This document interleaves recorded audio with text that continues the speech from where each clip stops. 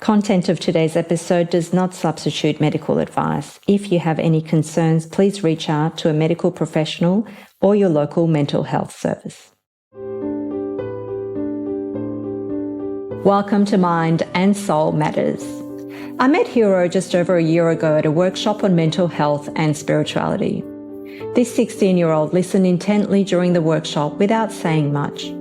Just before we were about to wrap up, she eloquently and concisely shared her personal experience with mental health challenges in about 3 sentences.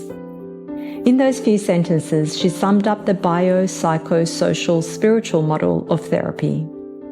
What does Hero's story teach us about how we can incorporate the various aspects of this model to overcome mental health challenges which are globally on the increase? And what lessons can we take away from this insightful youth's experience to help ourselves and other young people struggling with mental illness?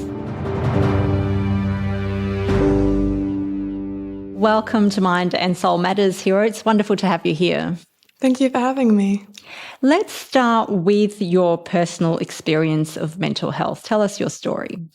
Probably my journey with mental health started a lot through primary school.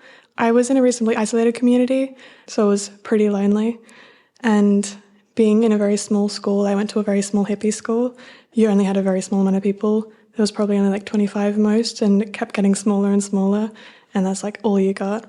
And I experienced a lot of trouble with fitting in to that space, especially going into high school. Like there were little bits in primary school, but when everyone starts to get to the age where they're exploring like drinking and a lot of adult activities, and you're there going like, what are you doing? I experienced a lot of like pushback from all of them and became very isolated from my class and then from my community, and I became very depressed. Faith really helped me through that time, where through reflection noticed that strongly if I had been in those situations and I didn't have that like trust in the course of life and in God, that I would have been like a much worse off. And through that whole thing, like you kind of had a place to go back to, which was really wonderful. And around that time, my mum was investigating it, but I also got diagnosed with ADHD.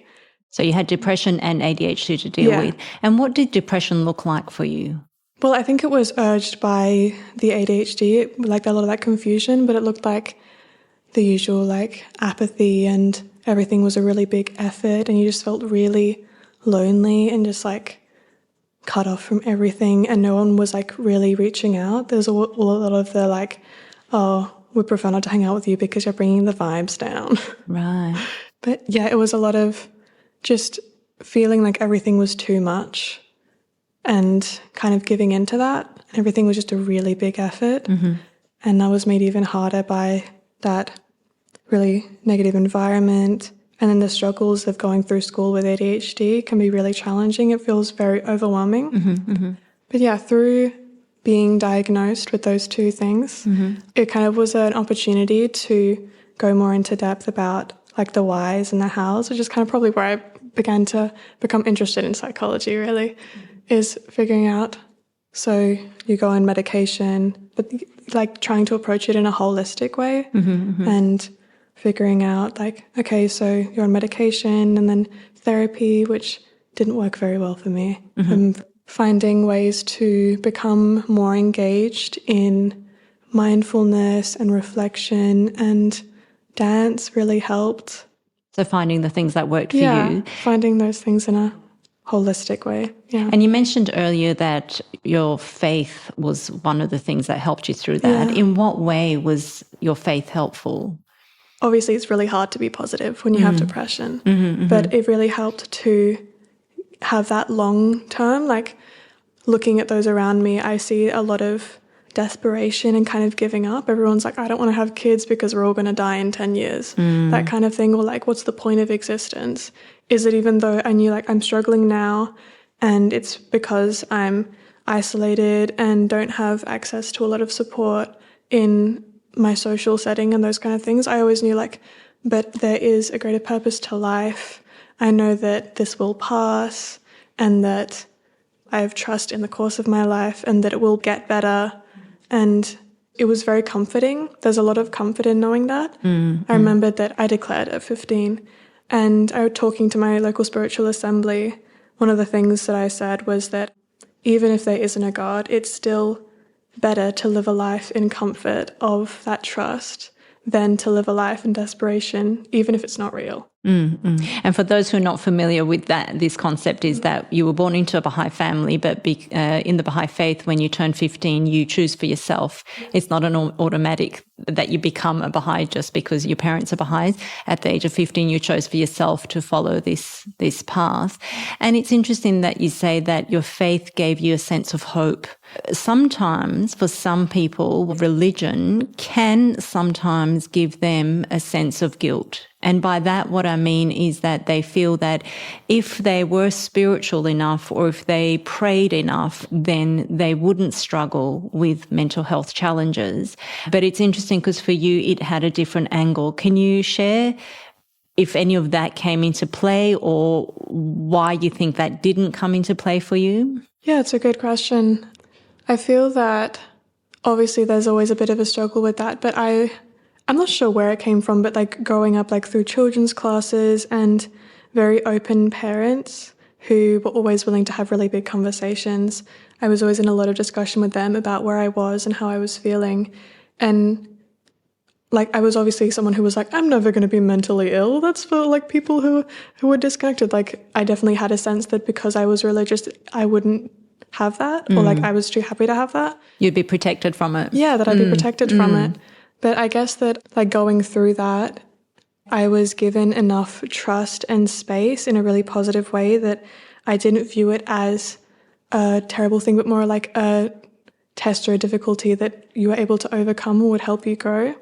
So it wasn't like, why is this happening to me? I meant like this shouldn't be happening to me. It's just like it was an opportunity to investigate more. And yeah, like I remember in that time, like I definitely did get more involved in the activities around me. Like I was already part of junior youth program and those concepts really helped. But then like traveling to other communities and seeing those activities, yeah, it was just a lot more hopeful. I never really saw it as a bad thing, more of just like, it was like a tool that I could use for what I had instead of a sadness that it hadn't stopped it in the first place, because it's a thing that happens. Yeah, happens to anyone. Mental health challenges, there's no magic protection. It can happen whether someone has huge faith in God or some other spiritual belief or not. It can impact all of us.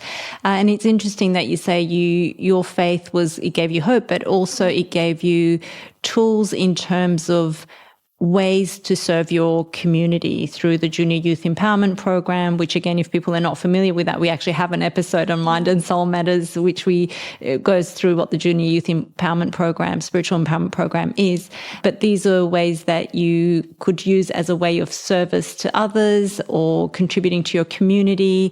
And this is in line with what the scientific research shows now, is that when we focus on others rather than self, it can help us overcome some of the mental health challenges, and it sounds like that's what you did. You did mention that therapy didn't work. I want to explore that a little bit more. Can you share what the therapy was and what were the challenges there for you? I've loved the why and the how of things. I love to know exactly why I'm doing a thing. Like if I was when I'm feeling depressed, like I'll be like, okay, I'm feeling depressed because I'm in this setting and because of this external impulse and because of this happened and this is how I can fix it, done. And I didn't really feel everything. And so when I went to therapy, I'd pretty much just tell my therapist what I'd done to help myself and how I'd fixed it. And I wasn't actually letting myself like process and properly express what I was experiencing, which is obviously the purpose of therapy. And therapy doesn't work for everyone in that way. There's lots of different kinds, but like it's good to talk about things, but that form definitely didn't help me in that time. Like I've gone back to therapy since and it was more beneficial as I let myself like break those things down and the cause for those things and like a need to control everything in a different setting and slowly let yourself trust more in not knowing everything. Has definitely helped to relax out of that constant like stress and anxiety that a lot of people feel all the time, and knowing that like sometimes you don't have the answer and sometimes things don't go how you think they should or how the order of things are meant to be. And it's been a good relief. Well, that's wonderful that you didn't give up on therapy, because it didn't work for you initially, but then you went back and did you go back to the same therapist? No, I went somewhere else. Yeah. And that's something that I am such a big believer in, is that therapy doesn't always work for everyone, and it's about trying different therapists and different therapies. And then you were saying that you did go down the path of medication as well. Can you share a bit more about that, how that came about? I was looking into ADHD, and I actually didn't go to get diagnosed with depression. I went for ADHD, and you fill out a bunch of forms and everything, and one of them is just a general mental health check, and it came out oh, so you're really depressed? We're going to check that first. And it was a really high level, so they were so we're going to put you on this medication. It was very good. You slowly go onto it, and then a lot of people experience that it can have some funny effects, including where it was numbing before, it can kind of go in the other direction as well. But it definitely did help to bring a little bit more life back into that. And once that I was a certain point, I started taking ADHD medication, which was really helpful. I went through a bunch, but it really helped to regulate those emotions, which is often really strongly misdiagnosed. If you have ADHD, you can get diagnosed with depression because of emotional dysregulation. Where 1 minute you're feeling happy and then suddenly you're really depressed. You're what just happened? Whoa. And it really helped in that way. And that's continued to probably help with my mental health, where it's you have more control over what's happening. You don't feel as all over the place. And it's just a lot of a smoother ride. Yeah. Fantastic. But in harmony with other things. If you're just taking medication or just going to therapy, I don't think it would have been as helpful.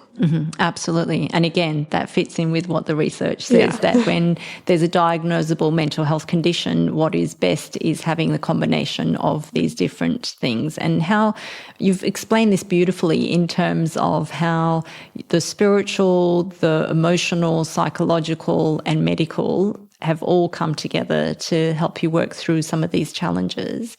Was there anything else along the way that you felt has helped you overcome the challenges? As we know, people are interconnected beings, and we need connection. Even if you're an introvert, you need connection to have positive mental health. And so I moved communities to a really rich spiritually and interconnected and community-filled space. And it's been really positive in having a constant flow of positive input from everyone. You go to school. I also moved schools, which was really great. So moving to a positive social circle, and also a positive spiritual circle, and you go to school with lovely people and you come home and then you're in activities and then you're reflecting with those people. It meant that everything else just kind of gets elevated. Everything just became a lot smoother. Obviously, a world where everything is so disconnected, it's really shows why everyone is feeling a lot worse these days. Absolutely. The importance of social connection. It's vital. Yeah. What have been some of the things that you've learnt along the way? Well, there's the obvious things be kind to yourself and make space for not always being where you should be. It's making space for when it doesn't go so well, or you tried something and it didn't work out. And then the therapy not working is that then you find a different way of figuring those things out. Not giving up. Yeah. Or letting yourself not always be pushing forwards. Letting yourself just sit with it sometimes. I could definitely just let myself, when I was depressed, just kind of sit with that for a while without just going oh, why are you depressed? Just going oh, why are you depressed and how can we help that? There's just a lot of space and calm and time and reflection, and obviously the psychological side, looking more into those concepts and learning about practical applications in those ways. Wow, that's so insightful for someone as young as you. How do you think you came to all of that? Lots of discussion. I think from a young age, having always learning quotes and prayers and reflecting on them helped to develop my literary abilities, but also helped to always question the why and look into the deeper meanings of things.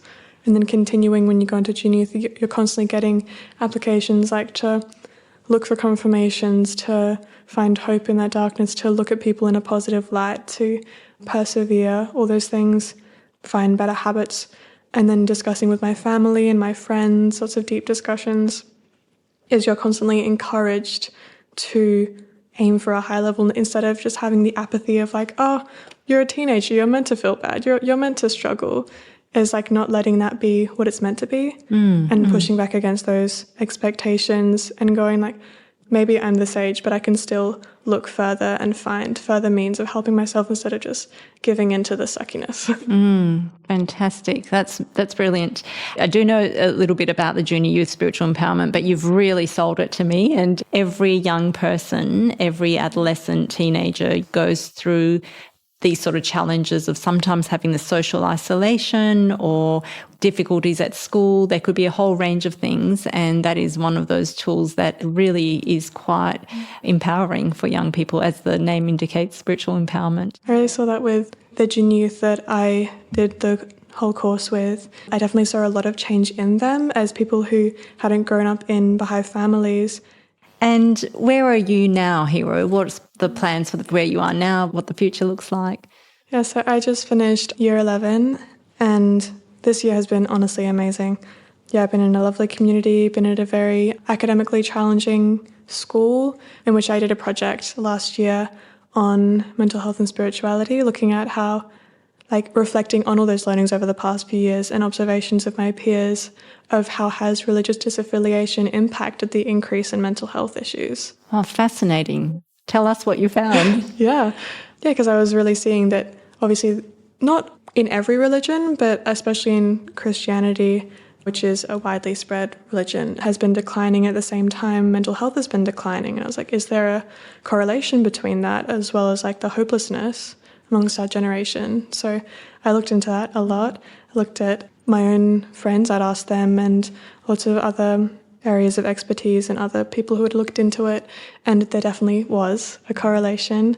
And looking at the positive impacts of religion for mental health and what the implications of those being taken away were, and especially religions really encourage sociability or like being connected.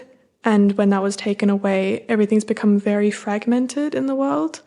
And that like lack of connection and purpose has been really bad for mental health. There are some areas of religion which have been bad for mental health, which is like when the purity of religion has kind of been muddied and taken away. There are many people that we probably all know who have had traumatic experiences with religion.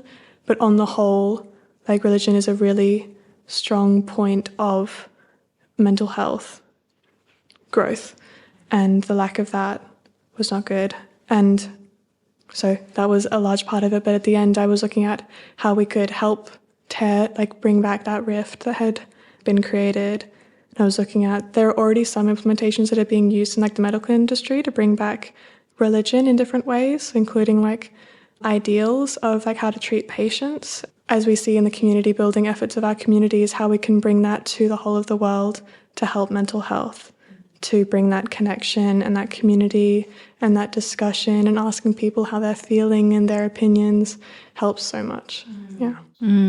Wow, wonderful. What a wonderful project. And there's so many thoughts that are going through my mind as you're speaking about this, because it's such a huge topic. But you talked about, one of the aspects you talked about is that religion brings a space of connection, that social connection, which is so critical for our mental health and well-being. And one of my observations, and this isn't based on any special research that I've done, but people have taken sporting clubs as a substitute for religious organisation, and that's a place where it gives them a place of belonging and connection. But it was really interesting for me because you said belonging, connection, but also a sense of purpose and meaning. Yeah. And I think, I love sport and I'm part of some, organisations and clubs, and so are my children. And I think it is wonderful, but I think one of the things that religion can provide in addition to that connection is that purpose and meaning, which you touched on, which also has been shown to be a significant factor in our mental health and well-being. We need to have a sense of purpose and meaning.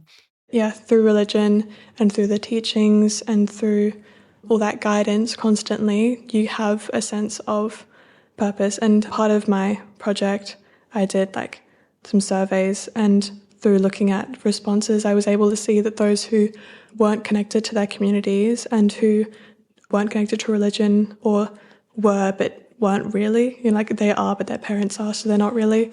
That they especially had a history of mental health problems, were feeling more hopeless and isolated, had not as much hope in the world.